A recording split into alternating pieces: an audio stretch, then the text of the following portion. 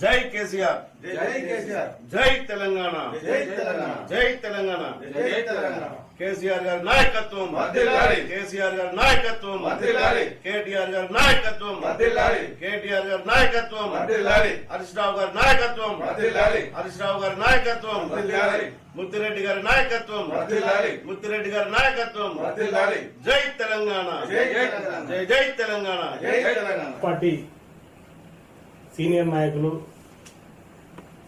తెలంగాణ ఉద్యమంలో కీలక పాత్ర పోషించి తనదైన శైలిలో పార్టీని ముందుకు నడిపించి పెద్దల ఆశీర్వాదంతో పార్టీలో కొనసాగుతూ పార్టీ క్రమశిక్షణ మేరకు కొనసాగుతూ నేడు సిద్దిపేట జిల్లా చేర్యాల మండలం ఏఎంసీ మార్కెట్ చైర్మన్ గా పదవి చేపట్టిన సుంకరి మల్లేశం గారు ఆకునూరు గ్రామానికి చెందిన చేర్యాల మండలం ఆకునూరు గ్రామానికి చెందిన సుంకరి మల్లేశం గారితో మనం ఇప్పుడు ప్రత్యేక ఇంటర్వ్యూ కార్యక్రమం చేయబోతున్నాం. మరి సుంకరి మల్లేశం గారు ఈ ఏఎంసీ చైర్మన్ గా బాధ్యతలు చేపట్టబోతున్నాడు. మరి చేపట్టిన తర్వాత రైతుల కోసం అదేవిధంగా మిల్లర్ల కోసం మార్కెట్ లో ఎలాంటి సదుపాయాలు కల్పిస్తాడు, మరి రాబోయే రోజుల్లో రైతుల కోసం తన వంతుగా ఏ విధంగా కృషి చేయబోతున్నాడు అనేది తన మాటల్లో తెలుసుకుందాం మనం. సార్ నమస్కారం. సార్ నమస్కారం అండి. ఈరోజు ఏఎంసీ చైర్మన్ చేర్యాలకు నియమించినటువంటి మా ఎమ్మెల్యే ప్రియతమ నాయకుడు ముత్తిరెడ్డి యాదగిరికి ప్రత్యేక ధన్యవాదాలు తెలియజేస్తూ దీనికి సహకరించిన మా విజయ సంపత్ రెడ్డి గారి కోఆర్డినేటర్ గారికి, అదేవిధంగా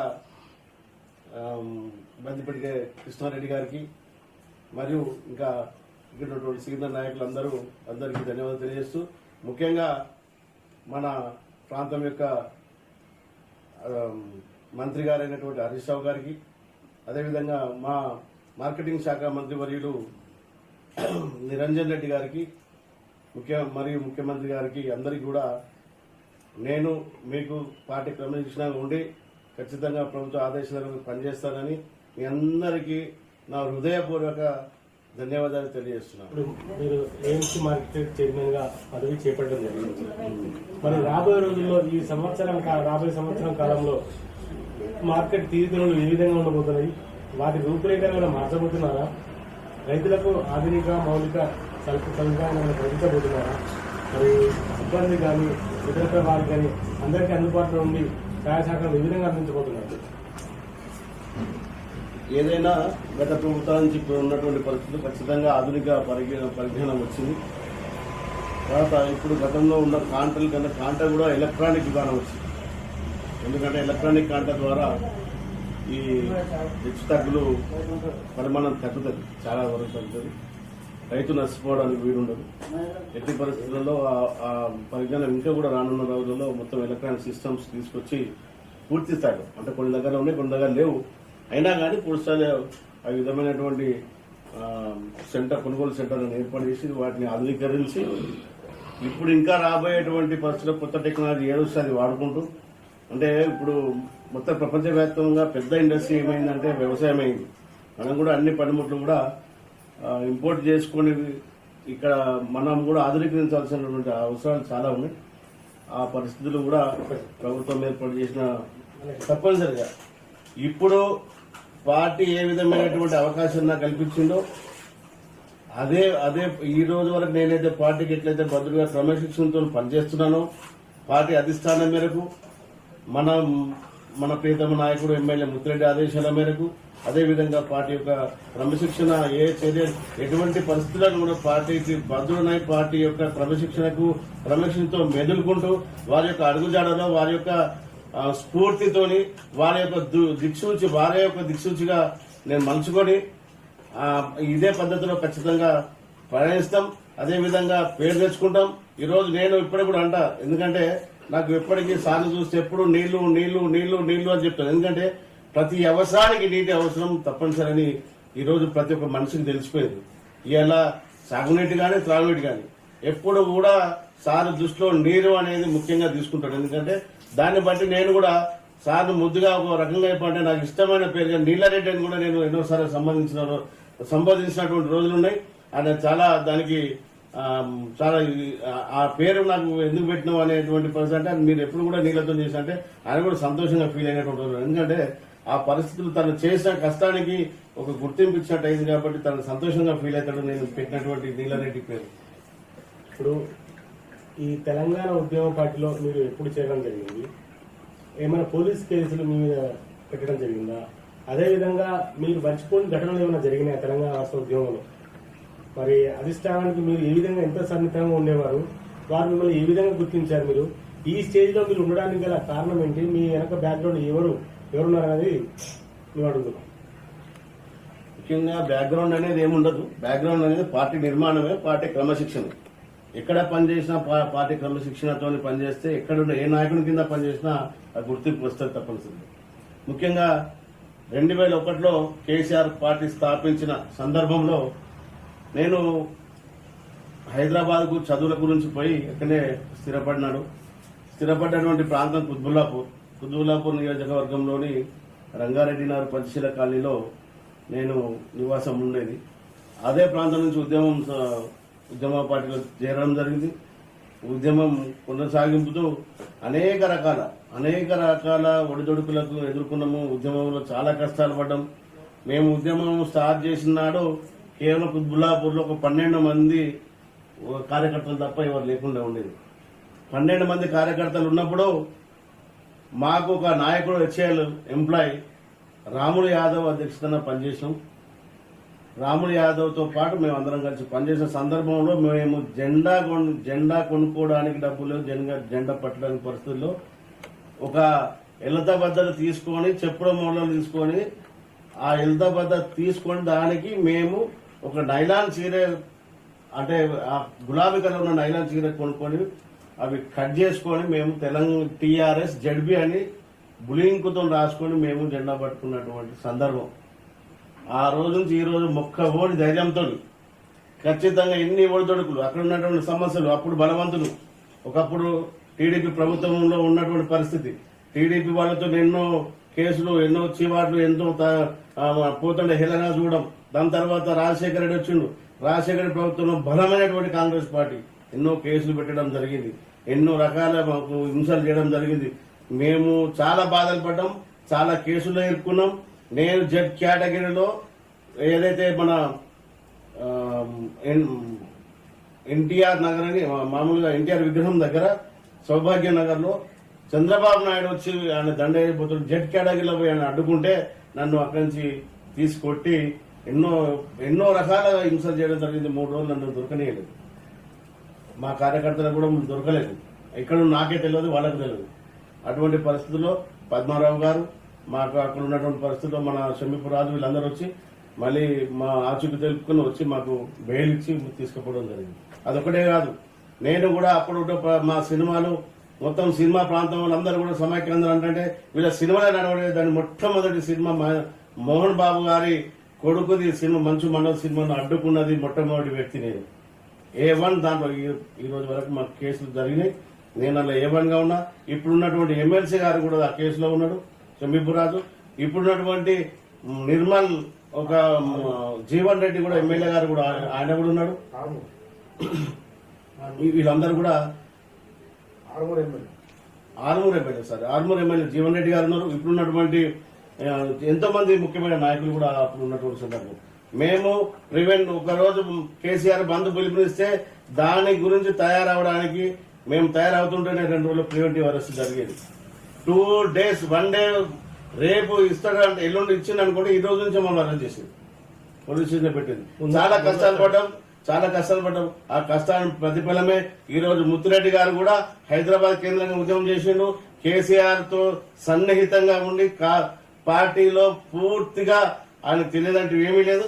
అన్ని పార్టీల దగ్గరగా ఉండి చూసినటువంటి వ్యక్తిగా అందరూ కూడా అప్పుడెప్పుడు ఎవరెవరు పనిచేసారు, ఎవరెవరు కష్టపడ్డారు తనకు కూడా పూర్తిగా తెలుసు. ఎక్కడి నుంచి గల్లీ నుంచి ఢిల్లీ దాకా మన ఉద్యమాన్ని తీసుకుపోయిన సందర్భంలో సారు పాత్ర చాలా గొప్పది మన ఎమ్మెల్యే గారిది. దాన్ని చూసి ఈ రోజు ఉప్పల్ ఇచ్చిండు, ఉప్పల్ తర్వాత ఇక్కడ ఇచ్చిండు. ఆయనకి ఏదైనా చేసిన కష్టానికి ఏది ఇంకా పెద్ద పదవి రావాల్సిందే ఉండే. కానీ రాలేదని కూడా మాకు కొంచెం బాధగానే ఉంది. అంటే పెద్ద పదం అంటే మీకు అర్థమై ఉంటుంది. అది అంటే అంత ఉద్యమం చేసినటువంటి వ్యక్తిగా ఈ రోజు మమ్మల్ని కూడా ఆయన ఉద్యమకారునిగా నేను గుర్తించి ఈ రోజు మాకు ఈ అవకాశాన్ని ఇవ్వడం జరిగింది. మేము అనేక రకాల కేసుల పాలైనాం. మిలియన్ మార్క్స్ లాంటిది, సాగర హారం, ఇట్లాంటి రైలు రోకో,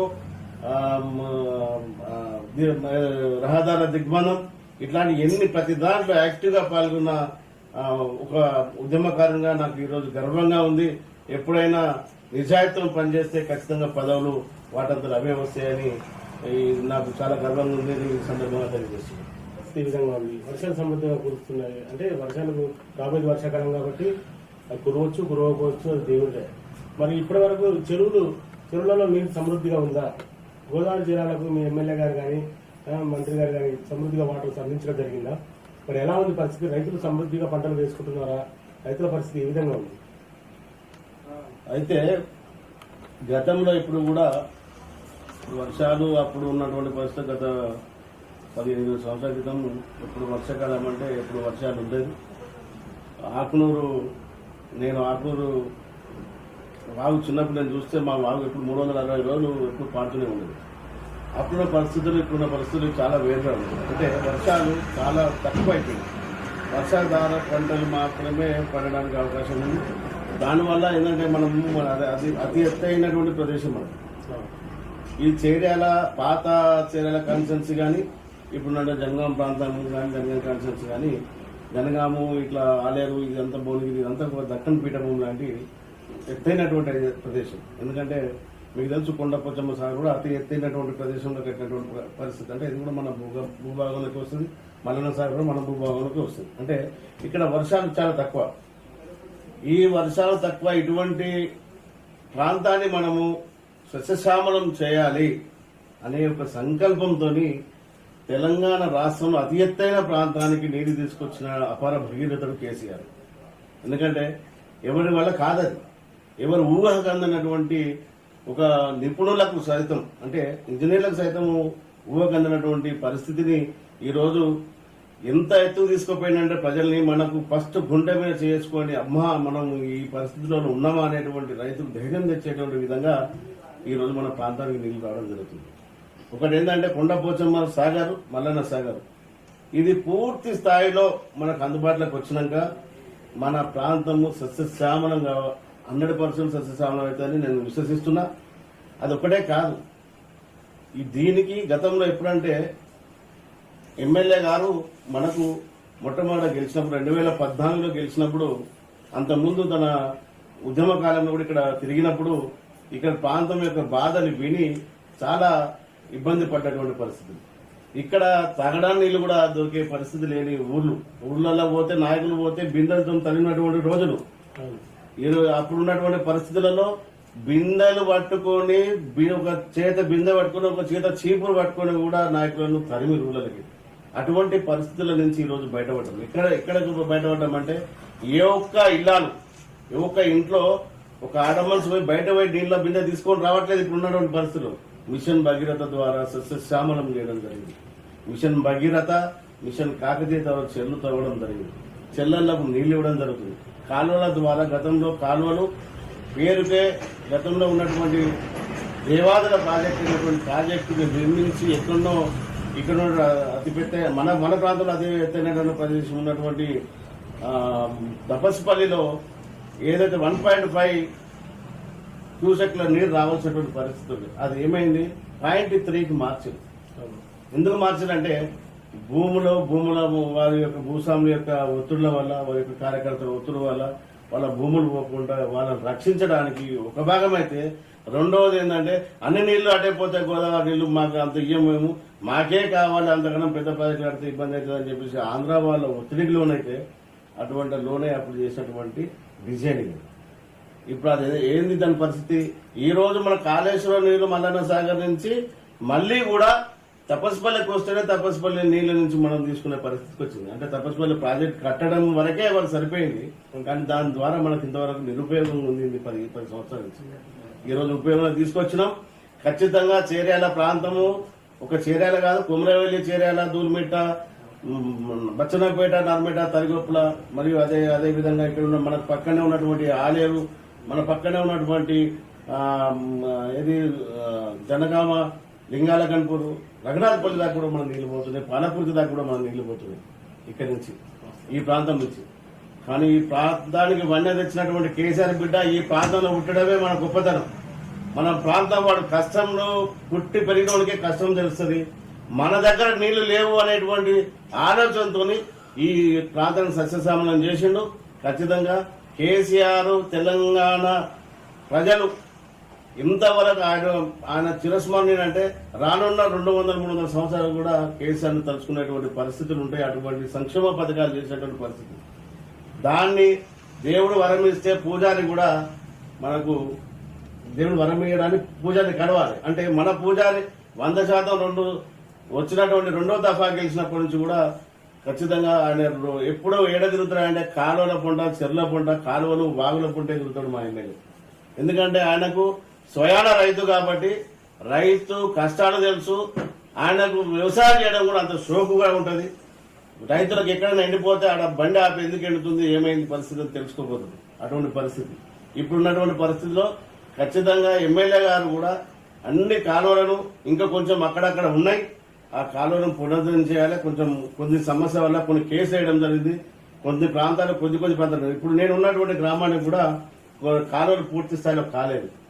ఎందుకు కాలేదా అంటే మన రైతులు కూడా దాన్ని సహకరించాలి. ఏదైనా కాలువ భూమి నుంచి పోతుంది, ఆకాశం నుంచి ఊడిపడదు. అటువంటి భూములు వాళ్ళు కూడా ముందుకు వచ్చి ఇవ్వాలి. వాళ్ళ కోర్టులో కేసు వేసి కొన్ని కేసులు పెట్టి ఆ కేసుల వల్ల కొంత ఆగింది. దాన్ని కూడా మేము ఎమ్మెల్యే గారి దృష్టికి తీసుకుపోయి వాటిని సరిచేసి అతి త్వరలో ఆకునూరు కూడా అన్ని చెరువులు నింపడానికి కృషి చేస్తాం. ఈ సందర్భంగా ఖచ్చితంగా ఎమ్మెల్యే గారి ఆశీస్సులు మాకు ఉంటాయి.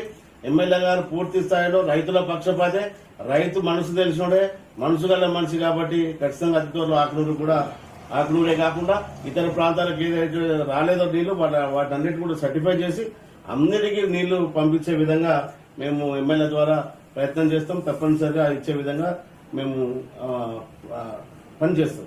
ఇప్పుడు చేర్యాల మండల కేంద్రంలోని మార్కెట్తో పాటు అన్ని గ్రామాలలో వ్యవసాయ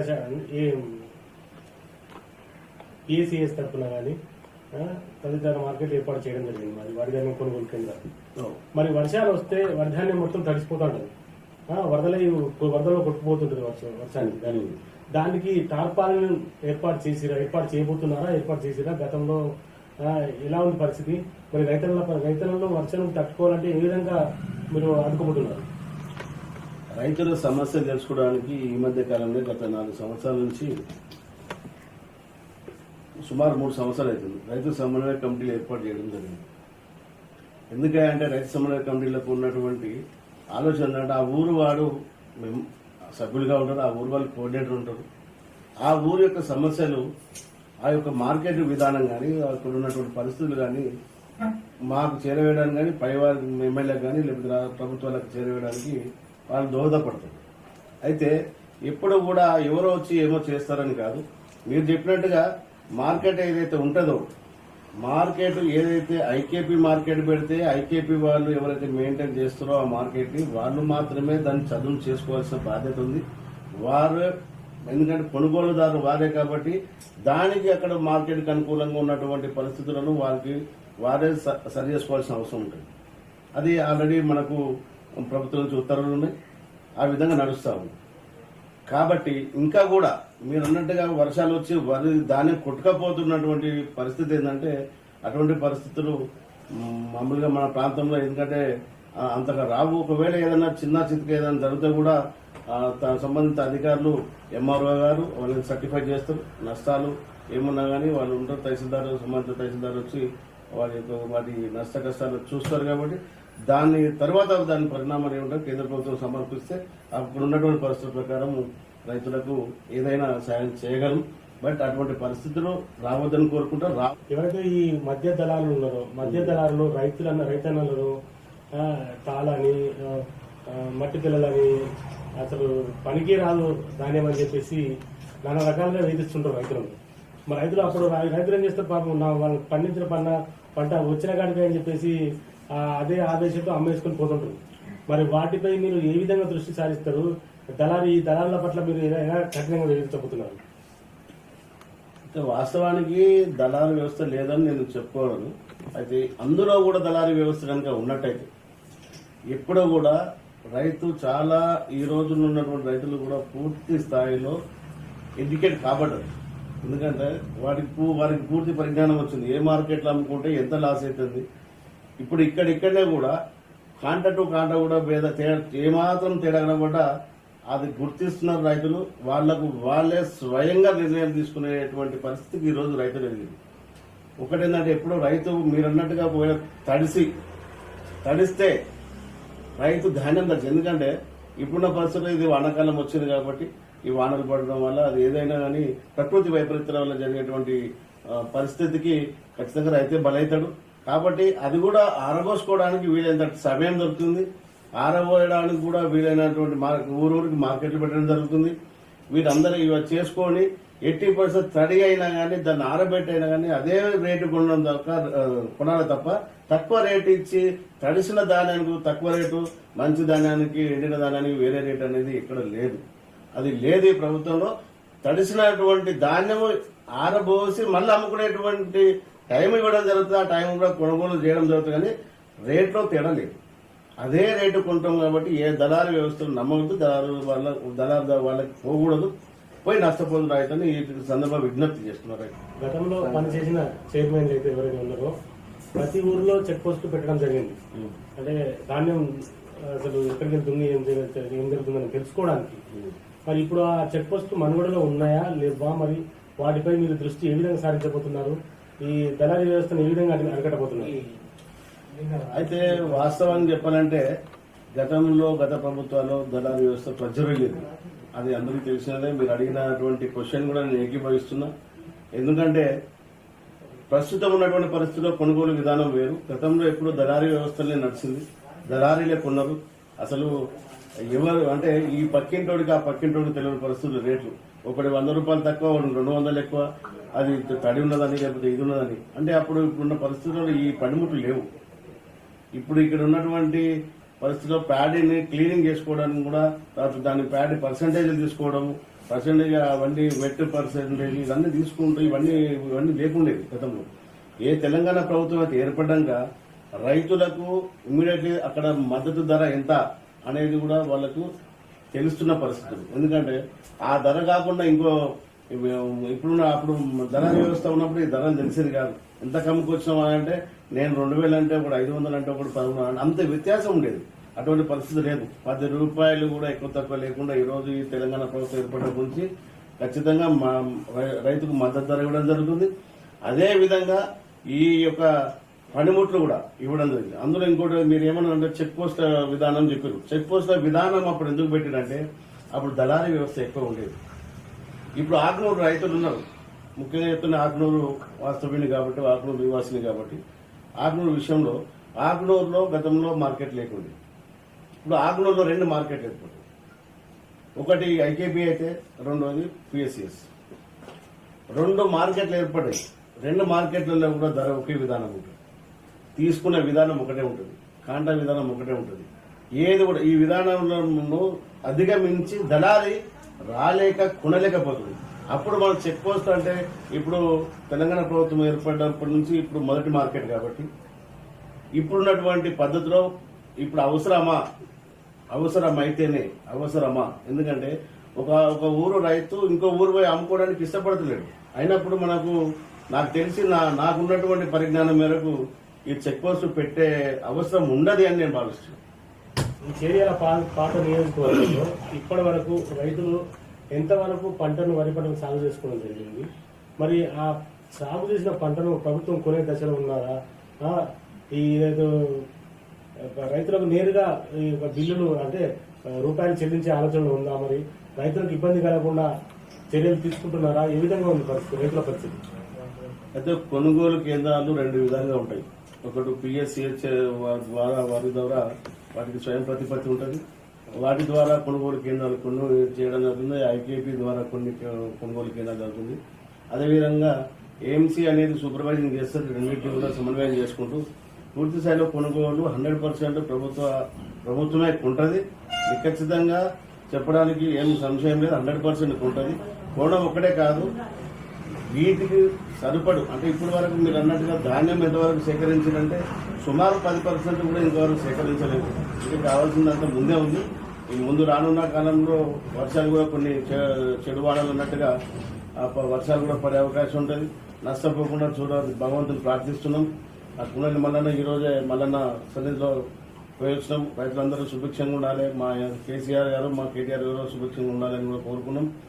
అయితే ముఖ్యంగా ఏంటంటే రైతు ఎంతసేపు 6 నెలలు పండించిన పంట ఇప్పుడు చేతికి వచ్చేదాకా కొద్దిగా భయంగా ఉంటాడు. కాబట్టి వారికి ఎప్పటికీ కూడా అందుబాటులో ఉండి వారికి కావాల్సిన సదుపాయాలు ఏర్పాటు చేసుకుంటూ ఎప్పటికప్పుడు మార్కెట్లో ఎప్పుడు కూడా నిల్వకుండా వీలైనంత తొందరలో కొనుగోలు చేసి వితింది 15 నుంచి 20 రోజుల లోపల వాళ్ళకు చెక్కు అందే విధంగా ఏర్పాటు చేయడానికి ప్రభుత్వం సంసిద్ధంగా ఉంది. ప్రభుత్వంలో మేము ఒక వ్యక్తిగా మార్కెట్లో బాధ్యతగా మేము ఖచ్చితంగా కూడా మేము కొత్త కాబట్టి రానున్న కాలంలో ఇవన్నీ కూడా ఇంకా అధిగమించి ముందుకు తీసుకెళ్తాం. తప్పనిసరిగా రైతుల పక్షాన్నే రైతుల యొక్క సమస్యల పట్లనే ఎప్పటికీ కేంద్రీకృతమై పనిచేస్తానని ఈ సందర్భంగా తెలియజేస్తుంది. ఇండియన్ వ్యవసాయ మార్కెట్లో ప్యాడీ డ్రైయర్ అనేది ఆధునిక మిషన్ ఉందా? ఒకవేళ ఉంటే అందులో రైతులకు ఉపయోగపడుతుందా లేదా? రైతులు ధాన్యం ఆరబోసుకుంటున్నారా? మరి రైతులకు సరిపోయేంత అది ఉపయోగంలో ఉందా? లేకపోతే రాబోయే రోజుల్లో దాన్ని ఆధునీకరించబోతున్నారా? రైతుల కోసం ఇప్పుడు రైతులు కూడా ఒక ఎకరం వేసుకున్న రైతులు 2-3-4 ఎకరాలు పండిస్తున్నారు. మరి ఆ పండించే ధాన్యం ఆరబోసుకోవడానికి అది సరిపోదు కాబట్టి దాన్ని ఇంకా ఏమైనా రెట్టింపు చేసే ఆలోచన ఉన్నారా? అయితే ప్రస్తుతం 100% అందుబాటులో ఉన్నది. బాడీ డ్రైయర్ మన దగ్గర అందుబాటులో ఉంది. గతంలో పంట విస్తీర్ణం మేరకు మనం ఏర్పాటు చేసుకోవడం జరిగింది. ఇప్పుడు ప్రస్తుతానికి అందుబాటులో ఉంది, అందరికీ అందుబాటులో ఉంది రైతులకి. అయితే రానున్న రోజుల్లో పంట విస్తీర్ణం మీరు చెప్పినట్టుగా పంట విస్తీర్ణం పెరుగుతుందంటేనే అది ప్రభుత్వం యొక్క అభివృద్ధి అనుకోవచ్చు. ఎందుకంటే విస్తీర్ణం పెరగడానికి కావాల్సినటువంటి మౌలిక సదుపాయాలు కరెంటు కానీ నీళ్లు కానీ ఇవ్వడం వల్లనే పెరుగుతుంది. కాబట్టి వాటికి ఎప్పుడైతే మనం పంట పెరిగినప్పుడు వాటికి అనుగుణంగా ఆ క్వాంటిటీకి అనుగుణంగా ఆ పరిస్థితులకు అనుగుణంగా ఖచ్చితంగా మనం మరీ ఎక్కువ మొత్తంలో ప్యాడీ డ్రైయర్స్ ని ఏర్పాటు చేసి 60 కేంద్రాలను ఏర్పాటు చేసి రైతులకు అందుబాటులో ఉంచే విధంగా మనం చర్యలు తీసుకోవడానికి మా ఎమ్మెల్యే మరియు మంత్రి ద్వారా ప్రభుత్వానికి నివేదించడం జరుగుతుంది. సరే, ఇప్పుడు రాబోయేది వర్షాకాలం. ఈ వర్షాకాలంలో రైతులు ధాన్యం ఆరబెట్టుకోవడానికి చాలా ఇబ్బందులు పడుతుంటారు. మరి ఆ ఇబ్బందులు పడకుండా రైతుల కోసం గిడ్డంగుల నిర్మాణం ఎంతవరకు వచ్చింది, ఉన్నాయా లేవా? మరి అదేవిధంగా నూతన మండలాలు ఏర్పడ్డాయి. మరి పాత మండలంలో ఏ విధంగా ఉంది, మరి కొత్త మండలంలో కొత్తగా నిర్మించబోతున్నారా? ఎలా ఉంది పరిస్థితి? అయితే గత ప్రభుత్వాలలో గిడ్డంగులు సరిగా లేకుండా ఉండేది. కేసీఆర్ మన రాష్ట్రం ఏర్పడ్డాక కేసీఆర్ నాబార్డు ద్వారా చాలా వరకు గిడ్డంగులు ఏర్పాటు చేయడం జరిగింది. మన చేర్యాల ఏఎంసీ మార్కెట్లో కూడా నూతనంగా అంటే తెలంగాణ రాష్ట్ర ప్రభుత్వం ఏర్పడ్డాక అతి పెద్ద 2 గిడ్డంగులు కూడా ఏర్పాటు చేయడం జరిగింది. అంటే గతంలో ఉన్నదానికన్నా గతంలో పంట అనేది తక్కువగా ఉండేది. ఎందుకంటే రైతుకు కావాల్సినటువంటి నీటి సదుపాయాలు లేక, కరెంటు సదుపాయాలు లేక, కరెంటు సరిగా లేక కొద్ది మొత్తంలో రైతు చిన్నగా 1-2 ఎకరాల్లో సాగు చేసుకునేటువంటి పరిస్థితులు ఉండేది. ఇప్పుడు కావాల్సిన 24 గంటలు మన రాష్ట్ర ప్రభుత్వం కరెంటు ఇవ్వడం వల్ల, అదేవిధంగా రైతులకు కావాల్సిన కాడ వీలైన కాడ అన్ని కరెంటుతో పాటు కాలువలు కూడా చేయడం జరిగింది. కాబట్టి ఎక్కువ విస్తీర్ణంలో పంట సాగు కావడం జరుగుతుంది. ఈ పంట సాగుకు అనుకూలంగా గిడ్డంగులు కూడా ఏర్పాటు చేయడానికి కొత్త మండలం మీరు చెప్పినట్టుగా కొత్త మండలాలు ఈ మధ్య కాలంలో జరిగినాయి. ఇక్కడ ఉన్నటువంటి పరిస్థితుల్లో ఇక్కడ తరగపులు ఒకటి, ఇక్కడ దుల్మిట్ట ఒకటి, కుమ్రవెల్లి, ఇవన్నీ కొత్త మండలాలు కూడా ఇప్పుడు పాత మండల స్థాయిలో ఇప్పటి వరకైతే గతంలో బచ్చనపేట కానీ లేకపోతే నల్మేట కానీ మద్దూరు కానీ చేర్యాల్లో కానీ ఆల్రెడీ గిడ్డంగులు ఉన్నాయి. ఇప్పుడు ఆ చేర్యాల్లో ఇంకా విస్తరించడం కూడా జరిగింది. రానున్న కాలంలో ఈ కొత్త మండలాలు కూడా అంటే వాళ్ళ రెవెన్యూ పరిధిని ఆలోచన చేసి అక్కడ కూడా గిడ్డంగులు నిర్మాణం దశగా మా ఎమ్మెల్యే సహకారంతో రాష్ట్ర ప్రభుత్వ సహకారంతో అవి కూడా ఏర్పాటు చేసే దిశగా మేము కూడా ప్రభుత్వానికి నివేదించి ఏర్పాటు చేస్తామని చెప్తున్నాం. ఆలోచన మన చీరాల ఏఎంసీ మార్కెట్ చైర్మన్గా మా ప్రియతమ నాయకుడు ఎమ్మెల్యే ముత్తిరెడ్డి గారు ఈ మధ్యనే ఎన్నిక చేయడం జరిగింది. మేము పార్టీ ఆదేశాల మేరకు మరియు రైతు సమన్వయ కమిటీతో మరియు రైతుతో మమేకమై రైతులకు ఎలాంటి ఇబ్బందులు జరగకుండా రైతు పక్షపాతి అయినటువంటి కేసీఆర్ ఆదేశాల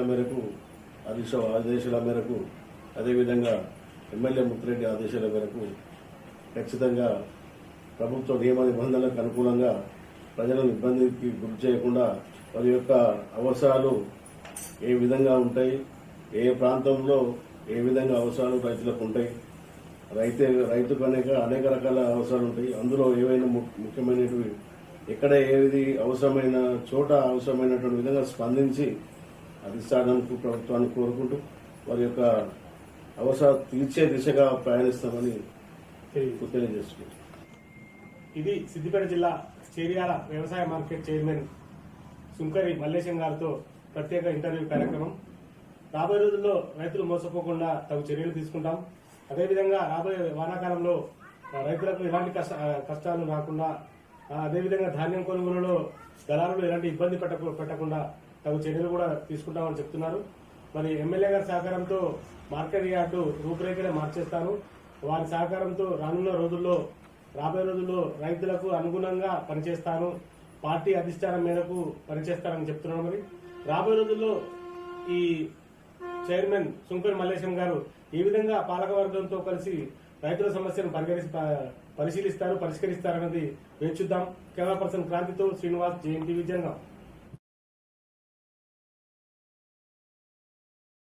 Hi! Subscribe to JNTV Telangana.